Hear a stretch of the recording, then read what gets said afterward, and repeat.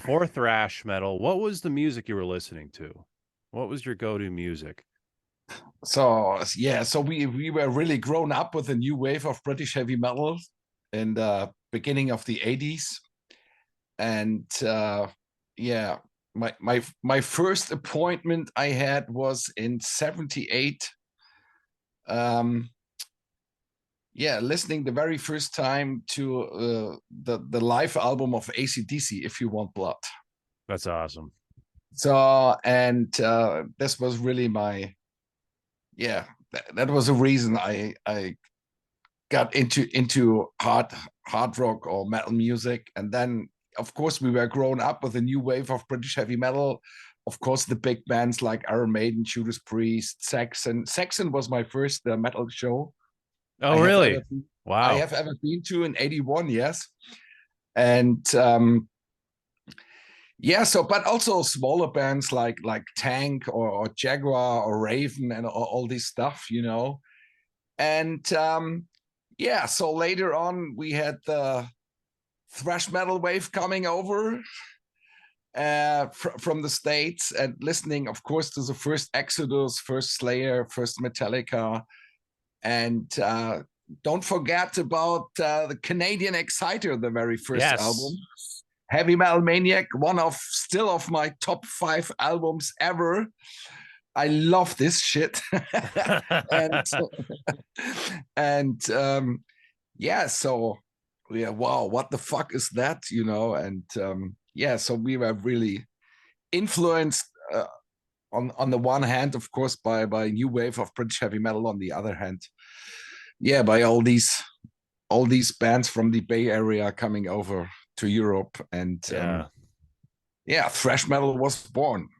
That's awesome. Now, a lot of people now, when they want to get into thrash metal, they just go on their phone or go on Spotify, and it's like they can just look up Metallica or something. But back then, like, what was your, how'd you discover it? Like through a record store, through tape trading, the Yeah, tape radio? trading, a little bit of tape trading, but as far as I can remember, yeah, we did one thing after finished school at 1 p.m. School was finished, or a quarter. We went to a record shop, and then yeah, staying there for hours, and yeah, but buying stuff after looking at the covers and listening to it. And I mean, it's not really imaginable for younger kids. There was no internet. There was in 83 or 84 we got the first heavy metal magazine from the Netherlands, Archok, you know.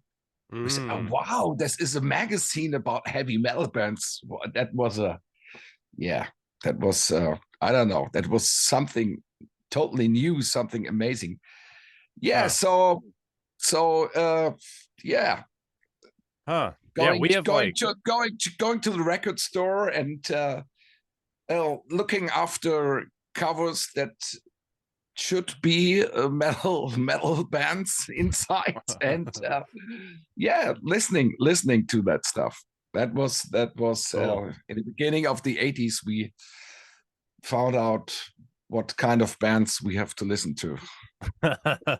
That's awesome. Yeah, I know here we had like Kerrang and Metal Edge and whatnot. What magazine did you say? And the first magazine I got in my hands was Achok from the Netherlands. Interesting. Cool. It Huh. was about, I would say, 82, 83, around this. Of course, then we had Metal Hammer, and Rock Hard was not that big at that time. We had some, then later on some small fanzines, but in 81, 82, you had no metal magazine, nothing, no Yeah. internet, nothing. You just yeah, Really cool. going to the record shop, and yeah, found out what's going on in the metal world. So it's so different now, you know what I mean? It's crazy because everything is at your fingertips now. But before it was like you had to, it's about what's in the record store. It was about what magazines existed, Yeah, what your store had. So it's interesting. But it did lead to the formation of your band, Tankard. Now, what's the story of Tankard forming? It's a 41-year story. So Yeah. how much time do you have? So yeah, so Tankard was we all know each other from school, and yeah, listening to new wave of British heavy metal, and then I was supposed to play the bass, and our bass player Frank was supposed to sing, and then we both had bass lessons, and Frank was 100 times more motivated than me to learn bass, and so later on we switched, and I had to sing, and yeah, so it's really unbelievable after so many years that we are still here, that we are still a part of the metal scene, and yeah, on the one hand, of course, we are really proud of it. On the other hand, we have to be really thankful to all the fans who supported us, because without the fans, yeah, there would be no band would be had any chance to do something, travel all around the world, and playing shows, and yeah. So Tankard is a band. We don't live 100% from the music. We all have our regular jobs. That was a decision back in the late 80s. And yeah, but everybody in the band had something to do with his job. I don't know. And nowadays, if you look after the 3 years with Corona, it was not the baddest decision, I think. Yeah. We are totally free. We can do what we want, and we do this because, yeah, we are still into thrash. We have a lot of fun. On the other hand, the bad side is you're not able to play all the offers you have from all over the world, because, yeah, running out of holiday and stuff like that. We are not able to go on tour for a couple of months or something like that. Yeah, but interesting. Yeah, we try to play as often as we can, and yeah, cool. So that was a very short story from 41. You did sum it up, I guess. Yeah, I think at the breakthrough in Germany and in Europe was really the second album, Chemical Invasion. Yeah. In 87, and the best sold album was The Meaning of Life in 1990, but you're not able to compare the sales from nowadays to these old times. Yeah. It's totally different. So I mean, we went now with our latest album, Pavlov Dogs. We were top 10 in Germany on place 8. That was really amazing. Awesome. But if you look at the sales, I mean, it has nothing to do with the sales from the 80s or beginning of the 90s. Yeah. Well, that was kind of the boom of thrash metal, right? And then it, like, the 90s kind of nowadays nobody is gonna buy records or CDs anymore. I still buy CDs. Yeah, I buy records, as you can see. You buy records, yeah. And but nowadays a lot of people listening over streams and all that stuff. Yeah. So what's your opinion on streaming and whatnot? Yeah, I think on the one hand, for me it's great, because so I can find out new bands and first listening to it before I buy something. And but especially for smaller bands, of course, it's very hard, because you don't sell any records anymore. You just earn money by playing live or selling merchandise. But back in the 80s or beginning of the 90s, it was 100% the way around. Yeah, you went on tour to promote your new album. Nowadays, you bring out a new album to promote your tour, that the people Yeah. come to the concerts. And Yeah. yeah, so a lot of things have changed. And yeah, as everything has its good and its bad sides, of course. Yeah, and I agree with what you're saying, but I do want to go back to what you were saying also about like having jobs and stuff. I think it really worked out for you guys because you guys consistently put out records. A lot of thrash metal bands died after like the 80s because when the 90s came around, they couldn't, you know, all the fans kind of went to grunge. Well, some of them at least, and they couldn't support themselves. Atrophy, Toxic. But you guys with your jobs, you were like, no, we're just going to keep putting stuff out. And it just, the consistency is excellent. And us fans Yeah. love to see it, you know? Yeah, I think that was the most important decision, middle of the 90s until the end of the 90s, when heavy metal was not very popular.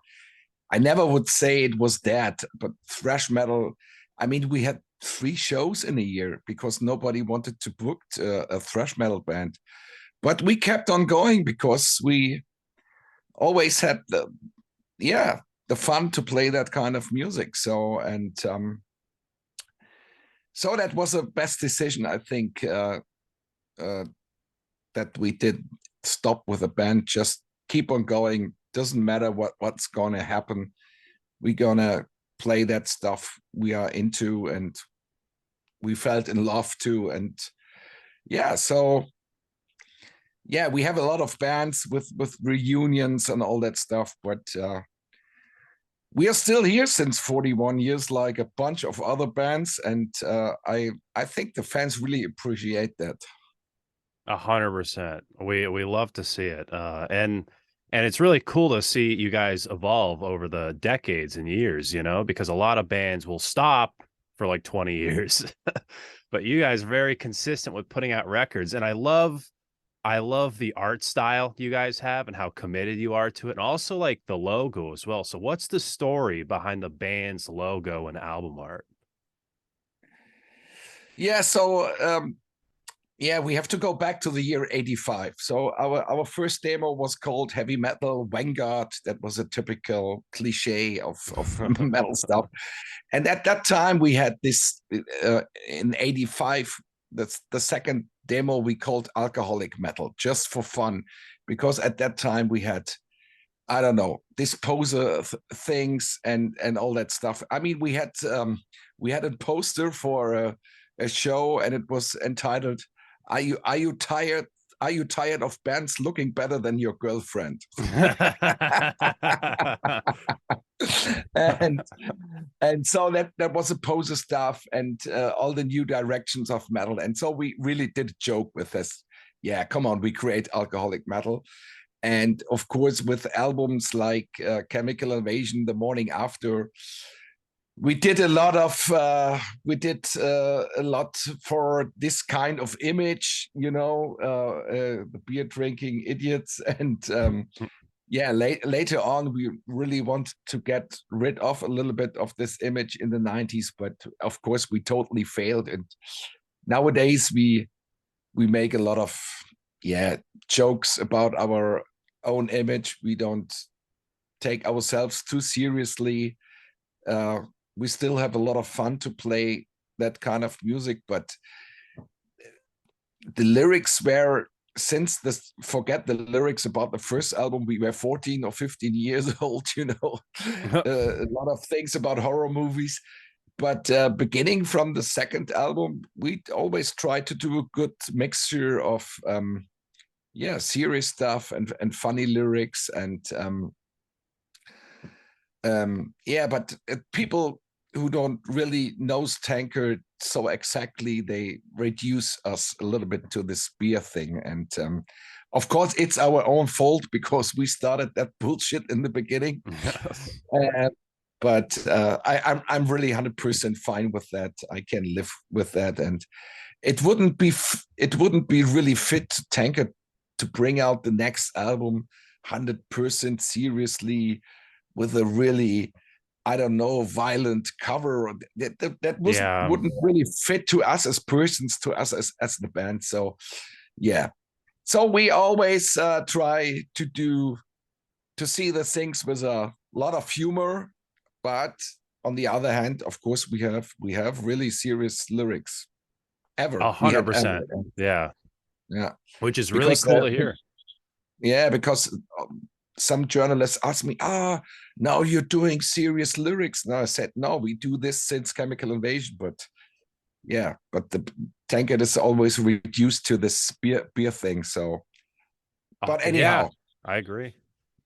Yeah, pretty, and we'll get to that because yeah, like you guys have always there's been a balance of like, yeah, of course, beer stuff, but a lot of very socially aware lyrics, which a lot of people like kind of ignore, unfortunately, because of the whole beer fixation. And I yeah, definitely want to get on that, but you got to admit, like Tankard has pretty much started a whole subgenre of thrash metal that revolves around like beer, pretty much. You got like Municipal Waste to name one. yeah, How does it most feel to of start us. like a whole subgenre of thrash metal?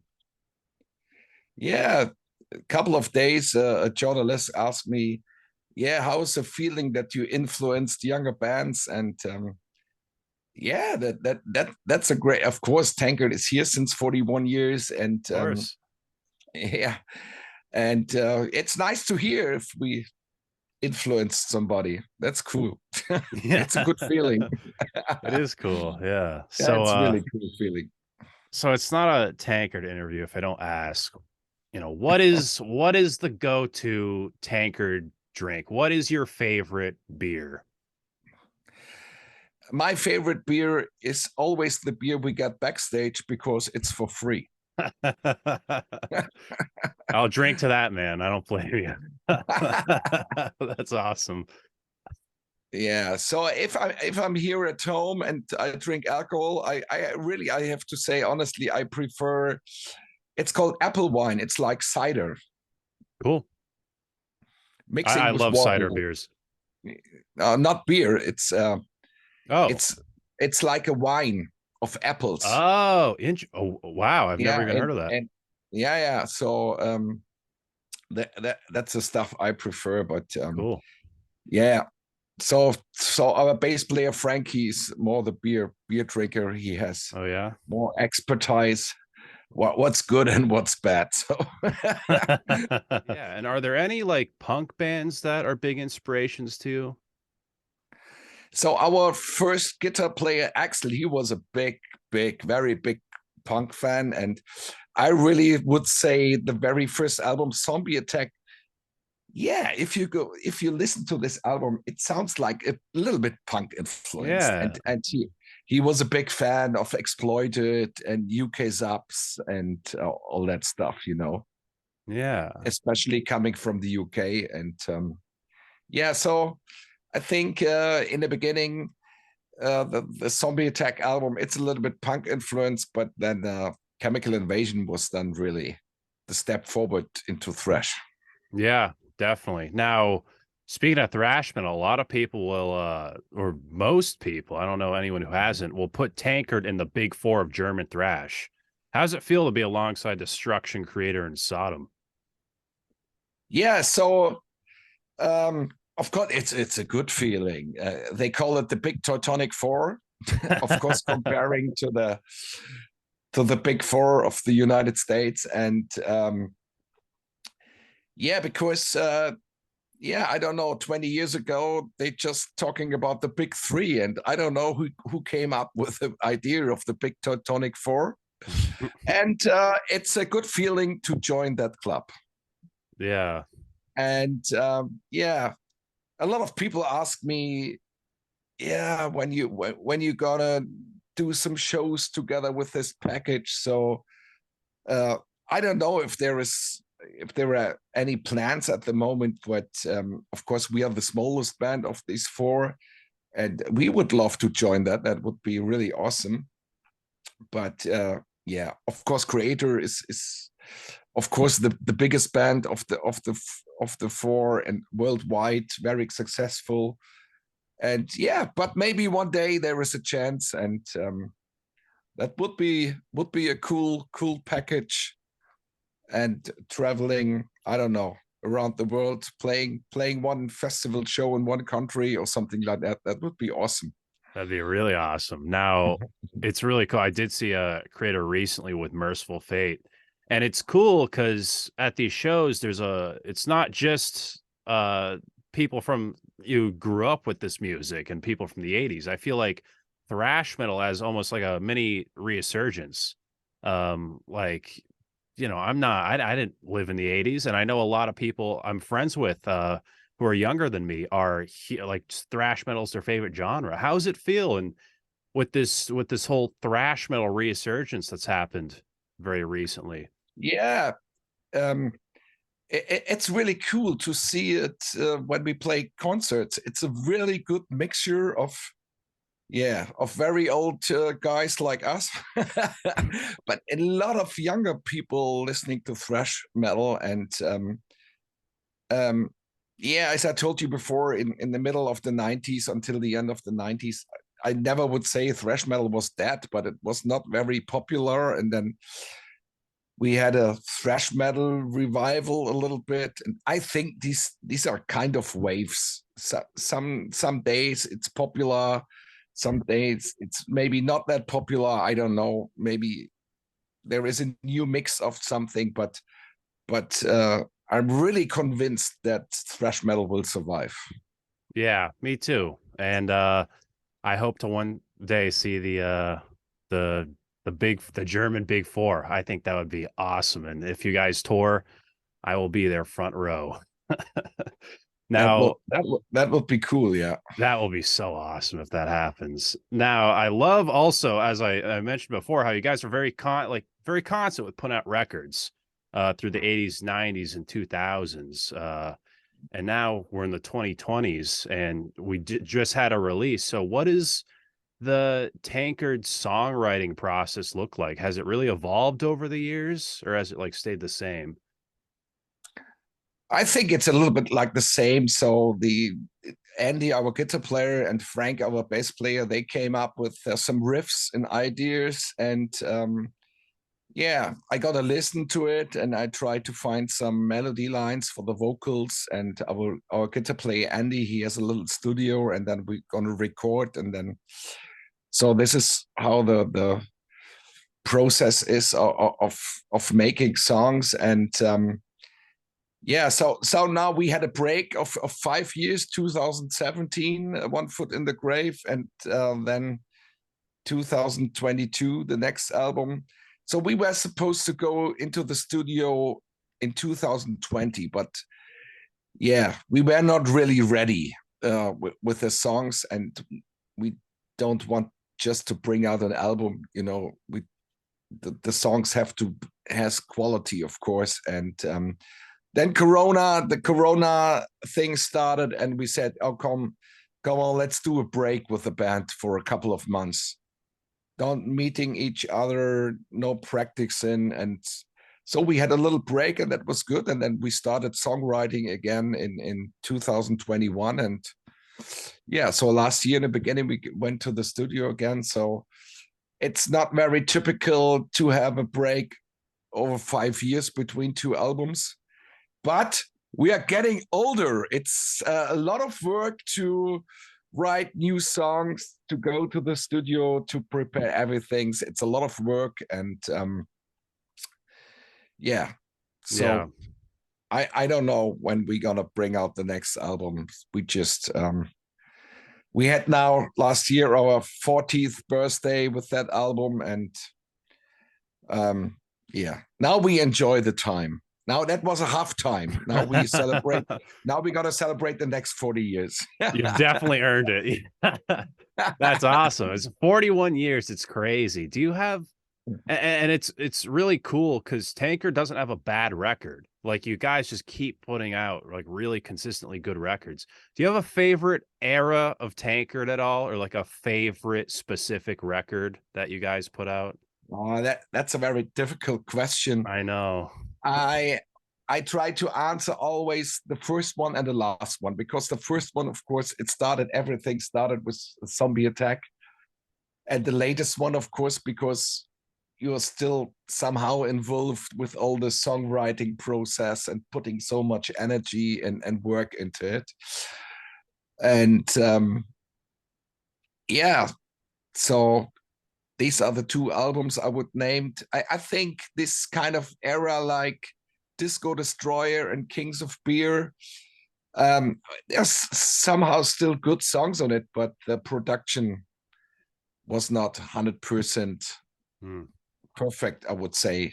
Looking back to the albums, and yeah, so now we work together with Martin Buchwalter for 2 albums, and maybe too long working with one and the same producer in the beginning of our career. I don't know. I mean, we were 100% satisfied with Harris Jones, but yeah, sometimes I think you have to change the producer to get some new ideas and maybe a little bit different sound or something like that. I don't know.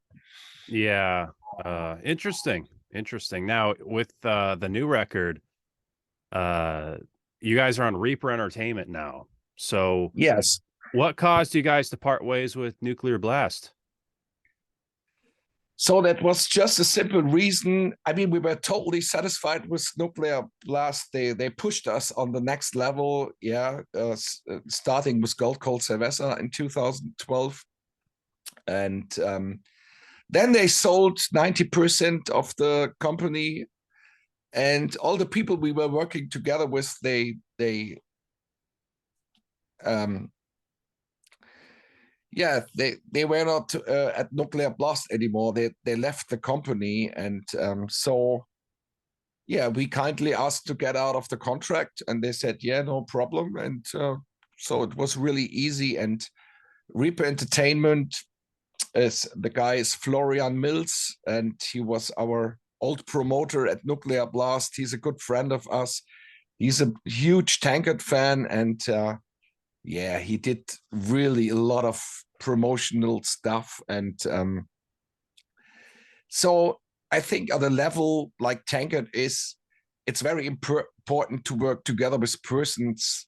Yeah, you know the persons, and you need a good relationship, and you have to work trustful together. Yeah, I think on this level, this is very important. And so that was the only reason. Because all the people left the Nuclear Blast we worked together with, and makes sense.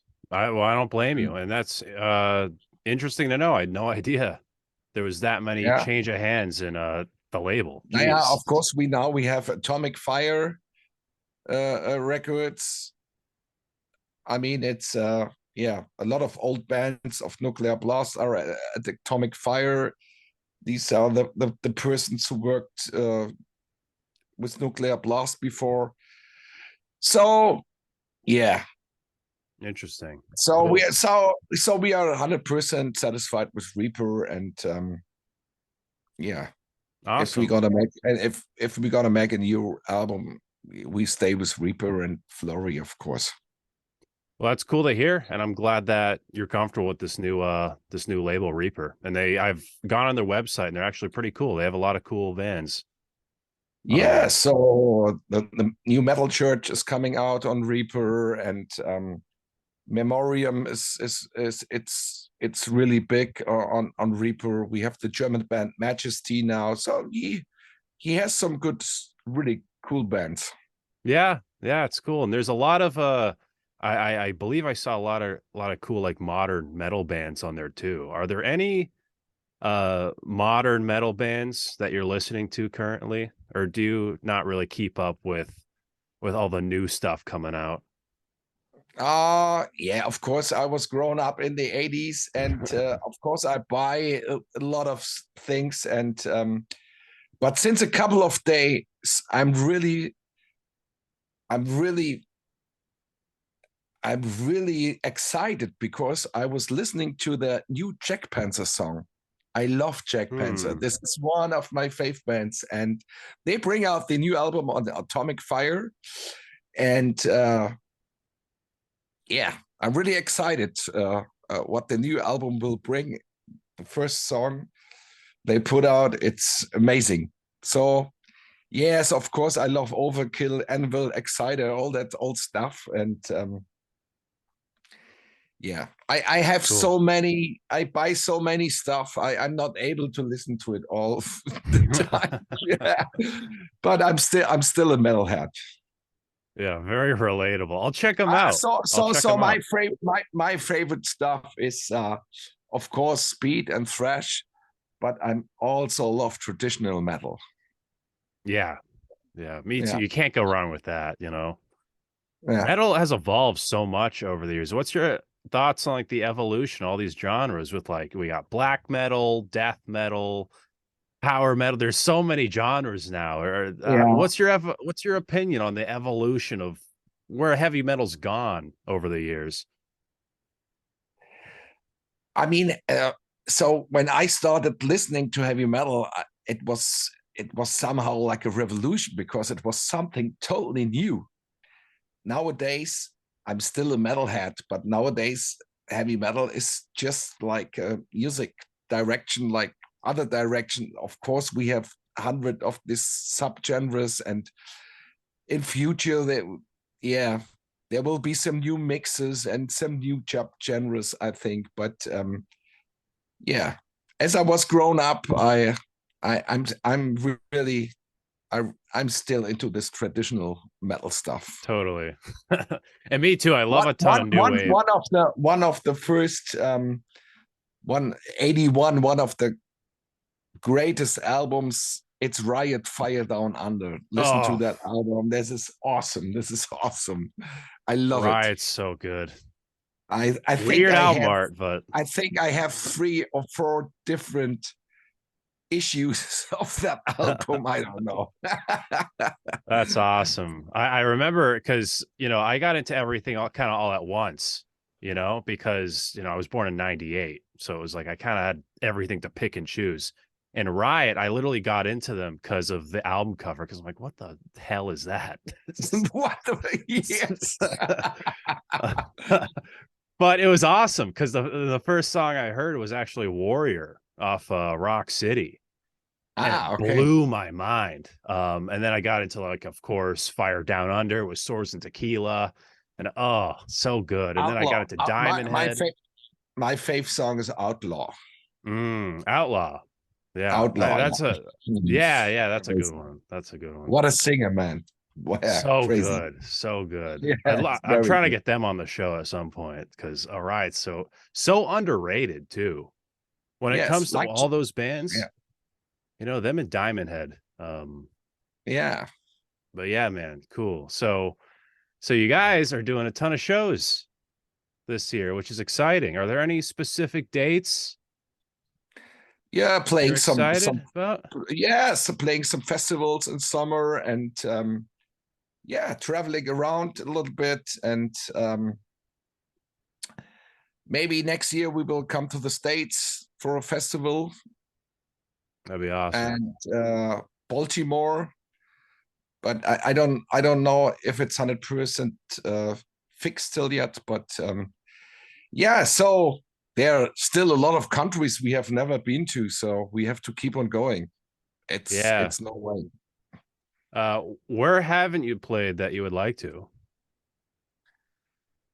I had a little crazy idea when we played somehow a show in Chile in Puerto Montt. It's 1,000 kilometers south of Santiago de Chile, and that was the most south show we ever played.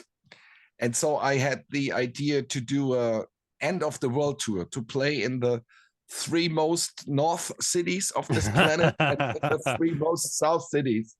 Yeah, just some crazy ideas in my head, Yes, we never been to Africa. I don't know. And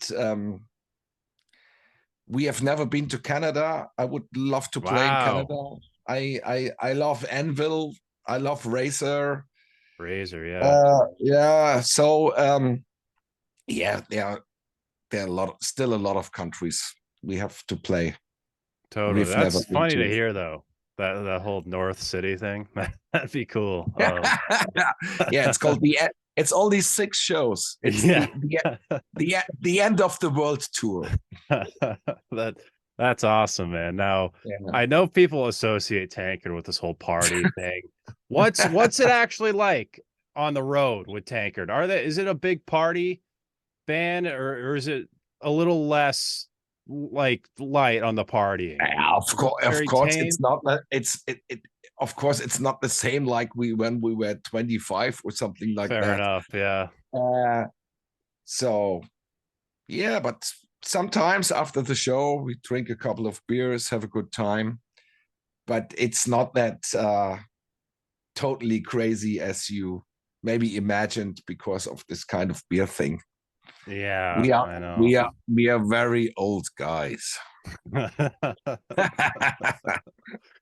Well, at least you can still enjoy a drink in the green room, as you said, backstage, because it's Yes. free, you know? Yes. So as we wrap up here, what's the best way for fans to keep in touch with Tankard? To learn to know Tankard? Do you mean to learn to Yeah, know yeah, Tankard? to keep in touch, you know, Yeah. We have a to know Facebook. all the We have a updates. Yeah, we have a Facebook site, and of course we have a homepage. And check out the new album, Pavlov's Dogs. Of Maybe course. we had also some video clips like Exfluencer, or now we have a very funny animated clip of Barbarians. Just check it out, and yeah, Awesome. drop us a line. Yeah. It's not like in the 80s. I've wrote a letter to the heavy metal maniacs fan club of Exciter in the beginning of the 80s. I still wait for an answer. That's Never so heard funny. something again. Yeah. Yeah, it's crazy because like you put this kind of reply coupons into the letter, this international stamps to get an answer, you know. Nowadays you go into crazy. the internet and drop a line. Yeah. Those were the times. I know. And even how we're talking now, you know, it takes 2 seconds. They just like send you an email. It's crazy because like I work at a record store and people drop off their metal edges and their Kerangs and whatnot. And it's funny, Yeah. like seeing all the shirts and posters, like circle the one you want and then mail it here. And then it's so crazy how times have changed, you know? Yes. It's a whole new world now. Well, Gerre, thank you so much for coming on. Really appreciate it, man. Yeah. So maybe one day we're gonna meet, and then we're gonna drink an alcohol-free beer together. Yeah, yeah. I know Heineken does that now. There's so much of that. Okay. Oh, yeah. There's a lot of the US has a lot of awful beer, unfortunately. Okay. Well, thank you so much. I'm Brandon Battick, Yeah. and Thank you for your support. And just drop me a line if you when you're gonna publish the interview, then we can totally share it on Facebook and so. Yeah, I'm gonna shoot you an email and just like send you all the links. Okay, that's All awesome. the stuff. Great. I'm Brandon Battick, and this is Disturbing the Priest.